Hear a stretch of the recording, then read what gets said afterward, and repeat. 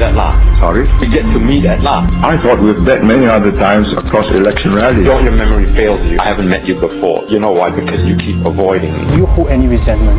The PAP.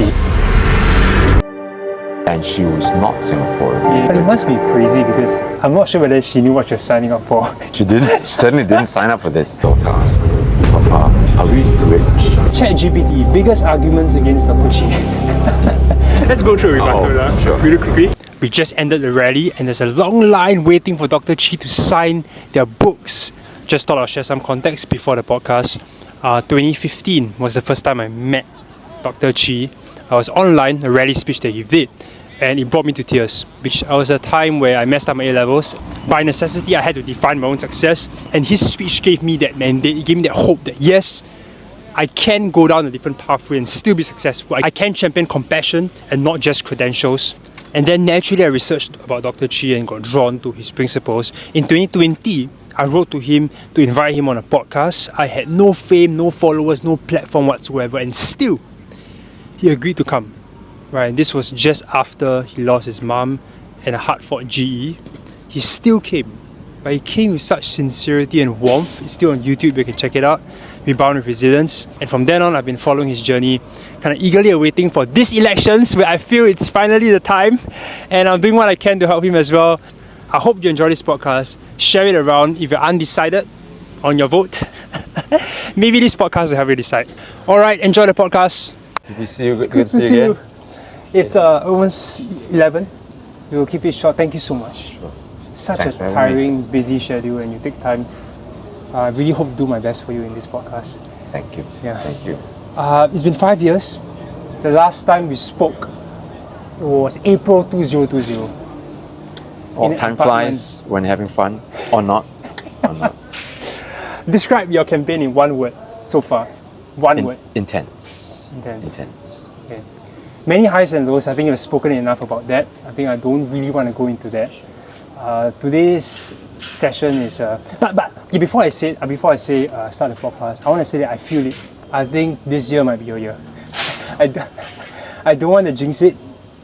I can't predict the future, but there's just something in me that I feel the fire in our people, like you said. Yeah. Today's podcast, I just want to take a journey into. Do you want water? I'm fine. You sure? Yeah. Okay. Anytime you know, just let me know. Sure. Okay? I named this podcast a bit corny. I named it Cheese Story. It's like history. Yes, history. yes. You've been on many podcasts before, but I think none has really taken an intimate look into the history of your life, the highs, the lows, the aspirations, the pains, the heart and soul of the most longest-serving politician in this GE. Yes. You know, It has been a little more than 30 years. yeah. Started off in 1992, I think. Yes. Yeah. I saw a snippet of Bipin. I think he has not released the second part of the documentary yet. He released some sort of a trailer, and inside it there was a clip that really fascinated me. It was an audio recording of the first time you met Mr. Lee Kuan Yew. Okay, Yeah. yes. And I want to play this This because is an audio, right? Yes. That was just an audio. We get to meet at last. Sorry? We get to meet at last. I thought we've met many other times across election rallies. Don't your memory fails you? I haven't met you before. You know why? Because you keep avoiding me.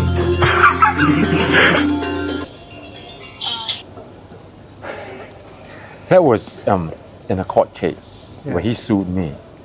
And we were just, I think it was the session to determine quantum of damages. So because of that, he has got to go on the stand because he's the plaintiff. yes, And so that was the first time that I met him, and I just asked him, popped in this question.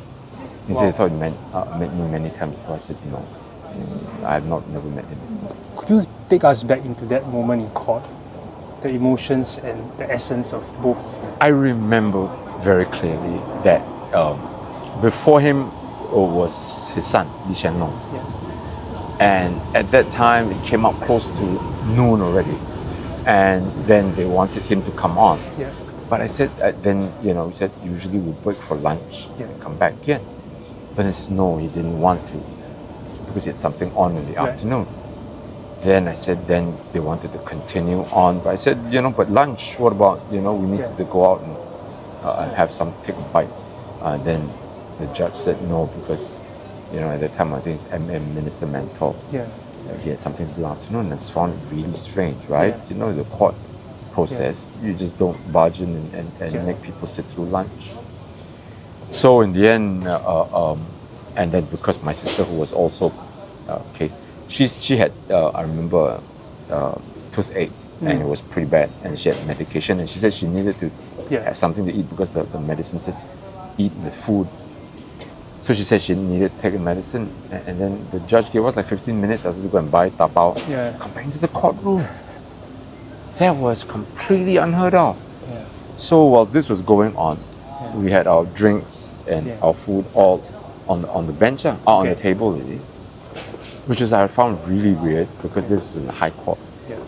So I don't know. It's just one very weird episode. Yeah. But it was just a brief exchange, I believe. No, in fact, it was it was an extended exchange.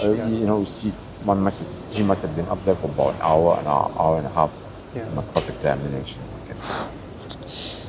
Lee Kuan Yew is obviously very revered in Singapore. When he passed away, there was a whole big memorial for him. The younger generation generally, they don't know so much about the past. They are painted a very, very rosy picture of him and the contributions he had to Singapore, rightly so. But I want to ask you, and this might be a bit of a sensitive question, but I just answer it from your heart. Do you hold any resentment to Lee Kuan Yew and the PAP after all these years? And was it a progression over the years? Sure. I mean, looking back right now, the way I see it, I just, no, I don't. That's because it's too heavy a burden to carry. And you just want to, look, whatever's happened in the past, you let it go, you learn from it, and you just don't hold it in your heart. Because, if you do, you find it's going to be very difficult to progress on in life. So my sense is that making sure that, whatever's happened to you in the past, be philosophical of God, because the good and bad, you learn from it. You learn from it. And you just don't want to be just vengeful. You just want to make sure that even if the bad things happen to you, you make sure you pick up things, you get the lessons from it and move on. On that note, a philosophical note, is there any good you feel that came out of those years of exchange? Good is what you make of it. Nothing falls in your lap and say, hey, it's so good, take it, run with it. So whatever happens to you, you've always got that choice to make and see, do you want to make the best of it, or do you want to just wallow in it and kind of be resentful of the moment? So really, you always need to just say, hey, look, what can I do? Somebody is very cliche, right? Someone throws you a lemon, you do something with it, you make lemonade out of it. So in that sense, you always look to see how you can handle the situation and make it less impactful negatively, and then try to steer it into what you can do with it positively. If it's anything, I do think that, at least on the ground sentiment, what people see you as, and I've spoken to younger people, I've spoken to older people that have watched you grow through a political career.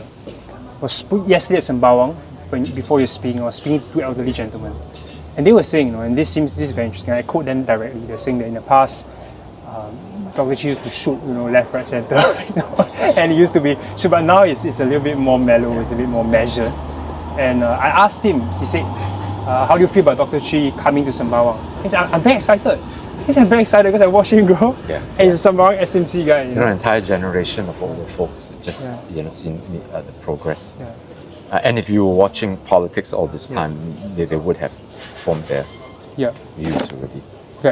And it's again, they're open to evolving, but the younger gen, I think they look to you as someone that has a lot of resiliency, a lot of iron in you. When they research your story, people like me who don't come in with a lot of bias, right? And you look back at what you have gone through, your family, and there's a certain degree of respect. That's what I'm sensing on the ground sentiment. And I'm doing my part also to showcase, that part of you to them. Let's move on to your early beginnings and origins.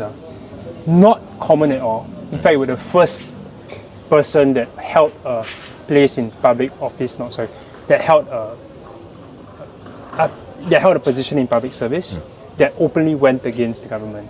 And that was, at that time, the ruling party was very feared. Very few people spoke up about anything. You know, why? And what gave you that spark? Was it anything? A specific moment?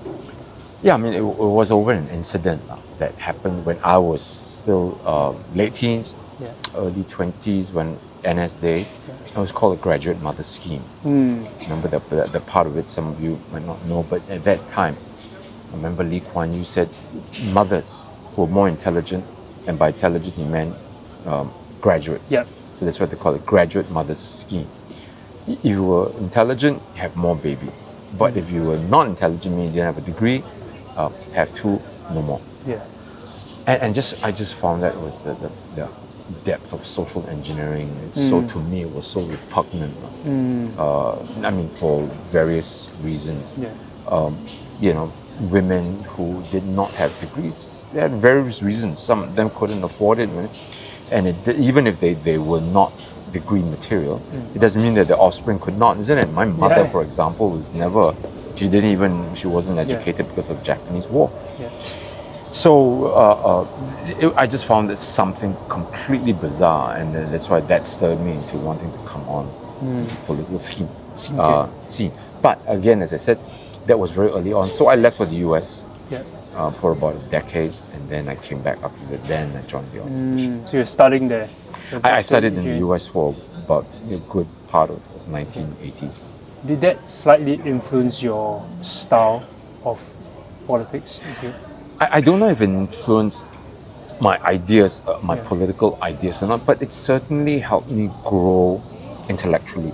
You know, I went through A levels in Singapore, and my gosh, it was like, I think what you guys are going through, and I just walked right through it. It's fascinating. Sorry to interrupt you. I'll just add in something. I think it's fascinating that when I met you, when I first heard you, just 2015, 10 years ago, I just had anxiety and I messed up my A level. I was sold a Singaporean dream, get good grades, get a good future. Right? I came on Raffles, right? So all my friends now are doctors and lawyers. And I was left like that, disillusioned. And that's why your speech connected with me. Because I said, hey, I can define my own success. That's right. Hey, you want a society that prioritizes compassion and not just credentials. I connected with you. And here's the thing. 10 years later, this is still the same thing. Isn't it? It's still the same thing. But that is what society, and I think, you know, you're one of the pioneers in that regard, because times will catch up. Yeah. And to be able to say that, look, you know, grades is only one thing. And you look at technology right now, it's changed so much. that grades are basically whatever you can memorize. Google can do it 1,000 times better, right? And now you're talking about they've moved on to ChatGPT already. So it's redundant already. Yeah, times have changed so much, and I keep saying that the important things are educational thoughts must evolve with it. Otherwise, we all get left behind as a society. It's a bit redundant already in some sense because it's so easy to get information. And ironically, all my business partners are dropouts, and they make more money than me. I'm not asking you to drop out. And the thing is that when I went to US,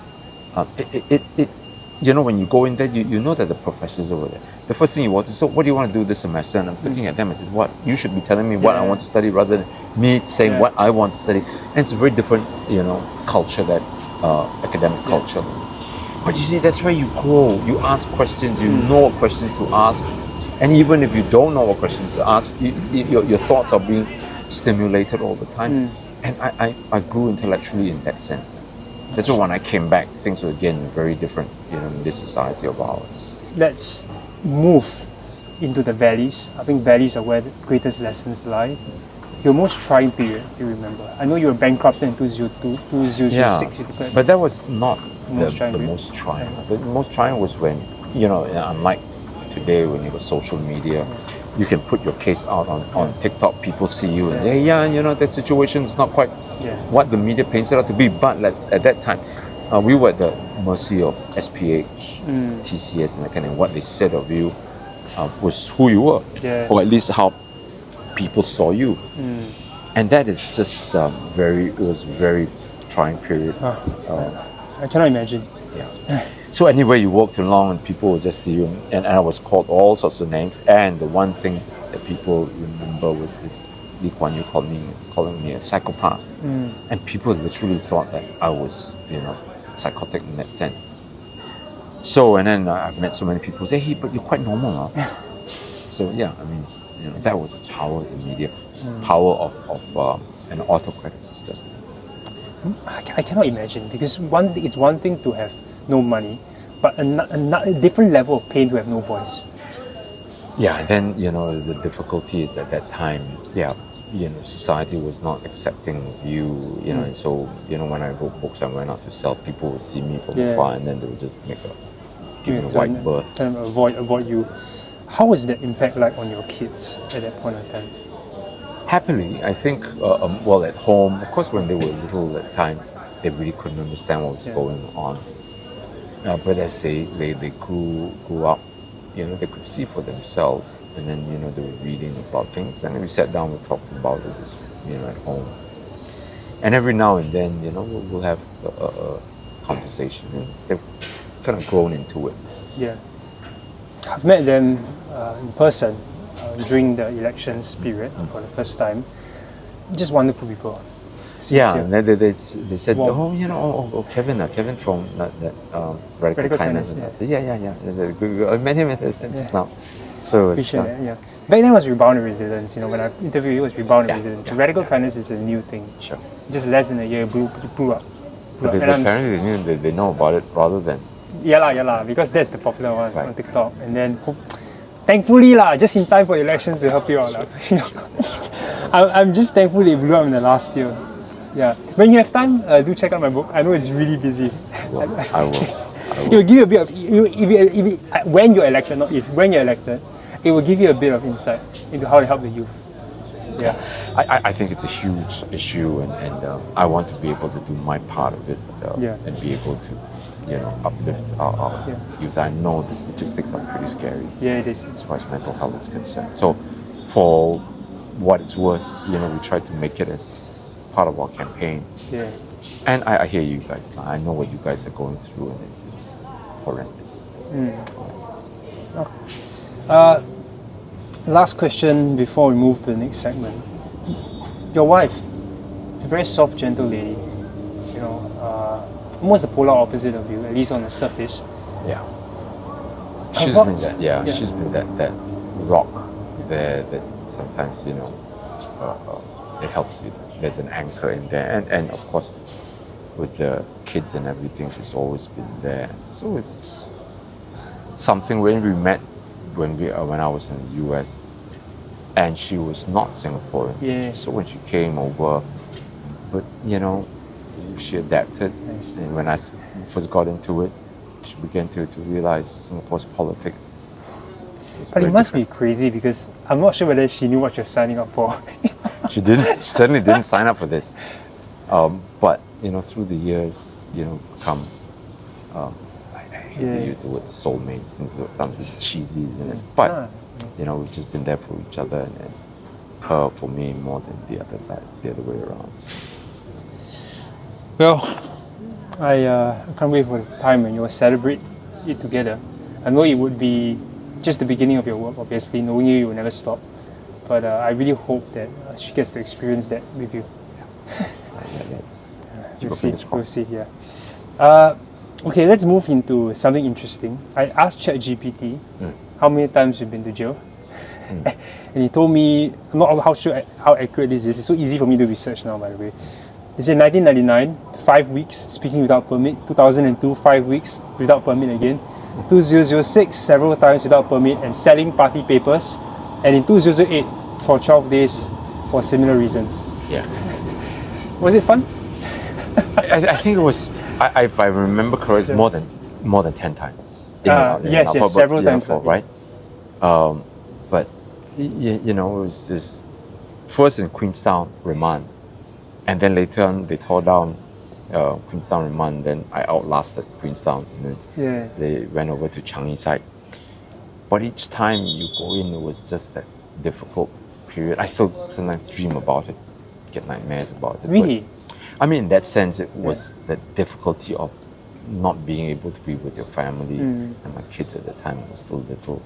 But at the same time, knowing that just that you had to be resolute and not bow down to the bullies. And I just wanted to make sure that we continued to pursue this whole idea that, people cannot speak in public, people cannot gather in public, which is still very much the case now, but things have we managed to push and make Hong Lim Park become Speaker's Corner, at least become reality. So, there is this ever so slightly a shift in political culture here. Right. Is there a story that you remember from your time in prison that was striking to you? Was it interaction with another cellmate?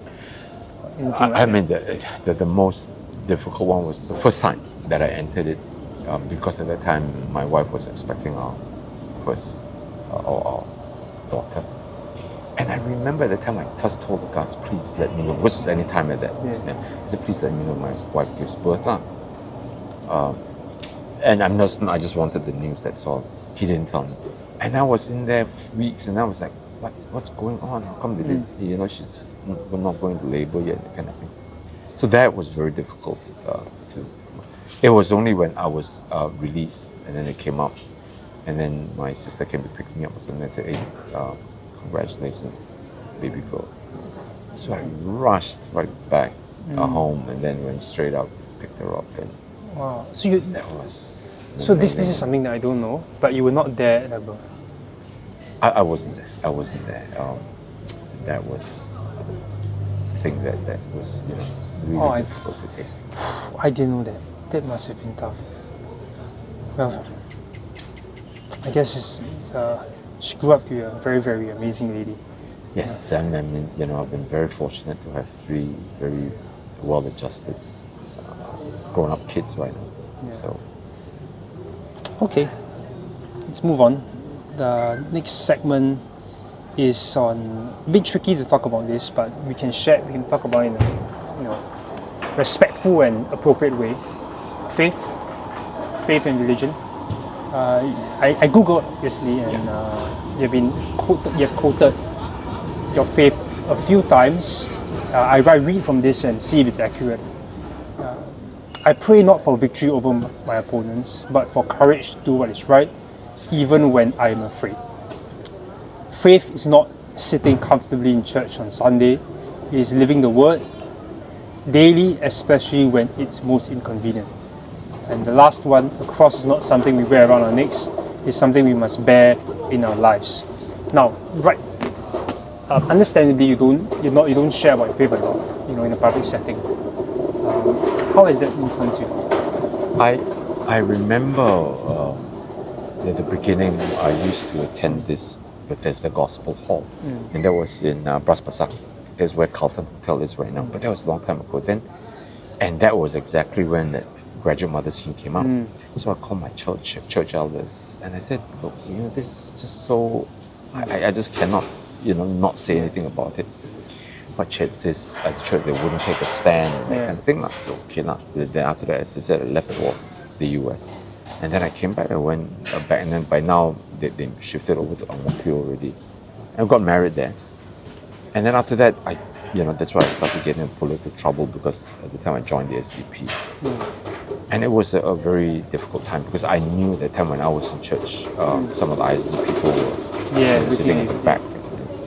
So rather than it being so disruptive, I just decided to, stay away. But when I was in, Sorry, so it's not an institutional thing. You didn't go to church afterwards. Yes. Okay. So then I was in prison, and I just did a lot of reflecting and just reading up. And at that time, you got a lot of time, right? What else are you going to do?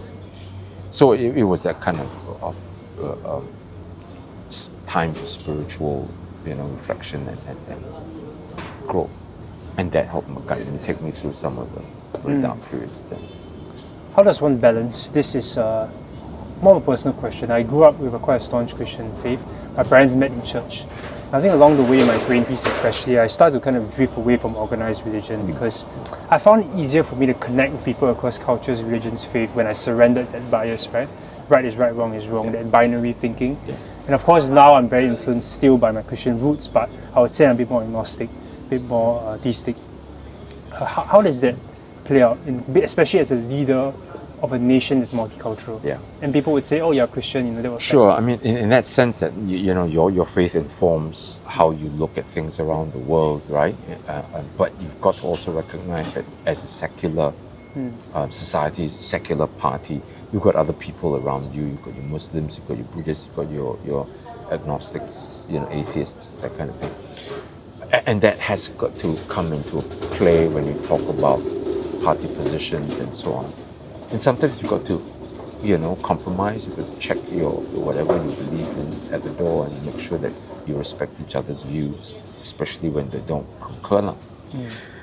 But you continue to live guided, by certain beliefs, certain values that you've actually taken with you from organized religion. That part you can't escape.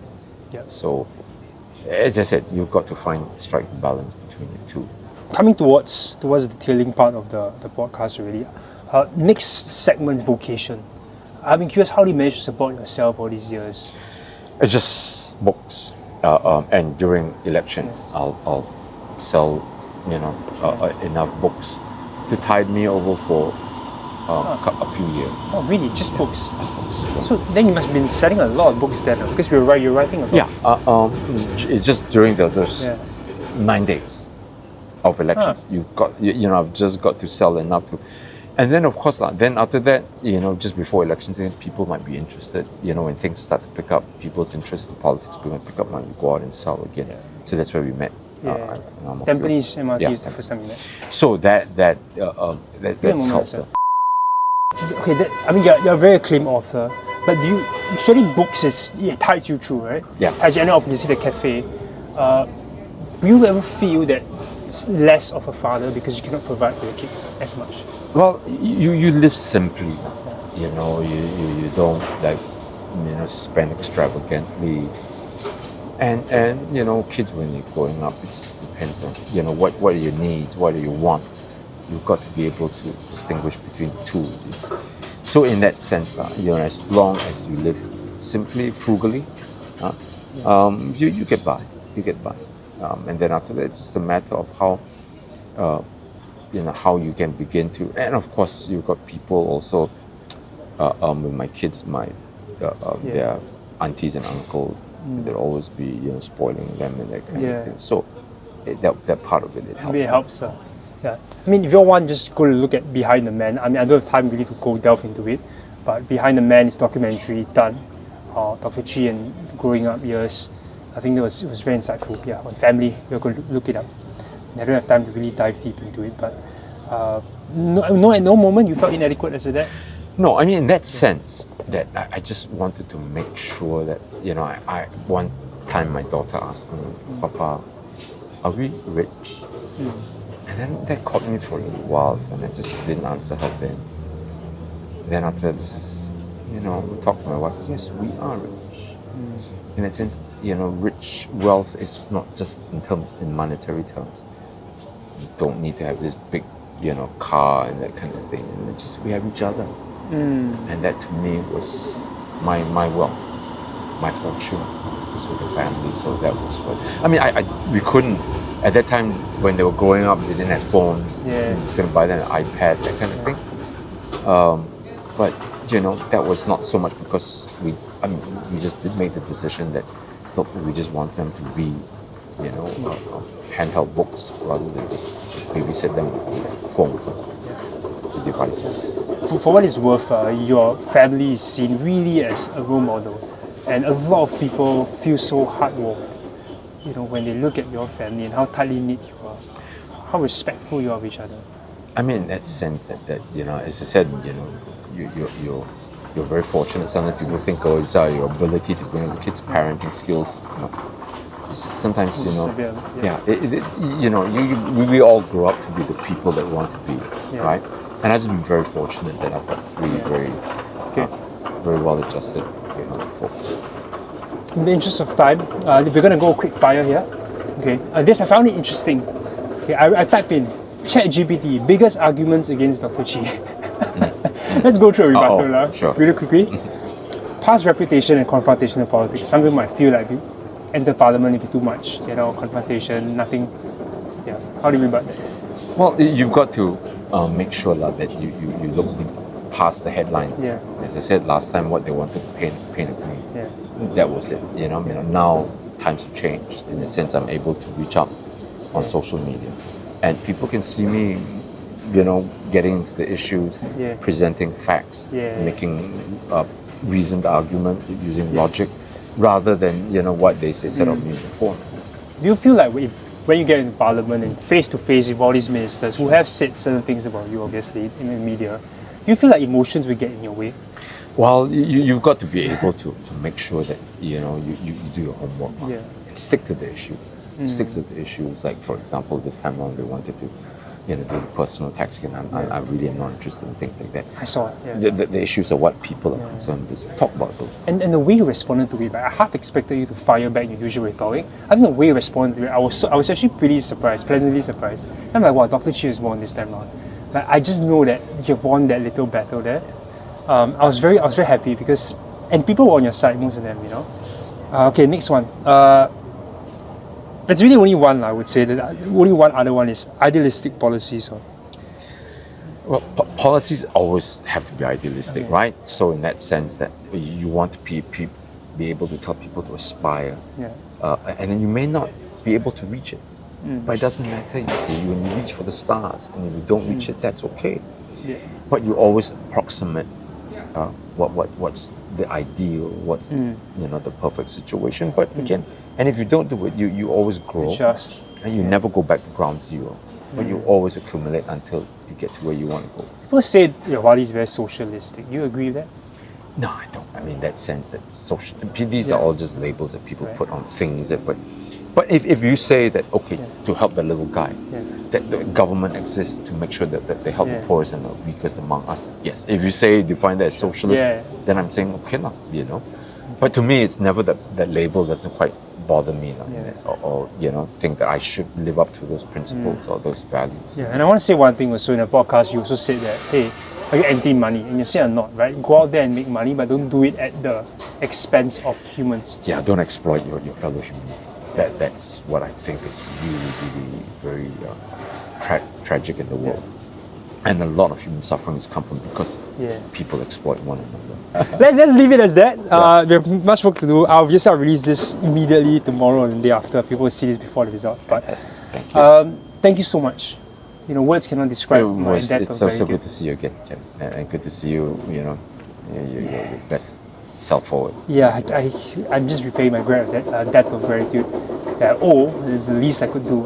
I don't think it's the last time we'll be seeing each other. You're going to do well. You're going to do well. Last thing, I have a gift for you before we end. Again, Yeah. thank you so much. Okay, first of all, tough elections campaign. What essence of black bone chicken tonic? Okay, thank you. A little This bit more one I'll need. energy, yeah. to before This one the I'll need. last rallies, the emotions. Yes. And something very, very fascinating. I don't know what it is. This might not look like an orchid. Let's just imagine this is an orchid. Okay, it's a Lego orchid. Lego, serious? yes, because it represents you building up that foundation over the years. 谢谢, Plant. thank you so much. And orchid's a Wow. national flower. Yes. So Lego, is it? resilience, yes. Oh my gosh. Resiliency. Thank you so much, Kevin. Really. Thank you so much. It's always a pleasure seeing you again. Yeah. Final message, Singaporeans, short one. Just make sure that we just be tough and be resilient, and let's keep going, and things will get better. Things will get better. Alright guys, you know what to do. I'll see you. Bye.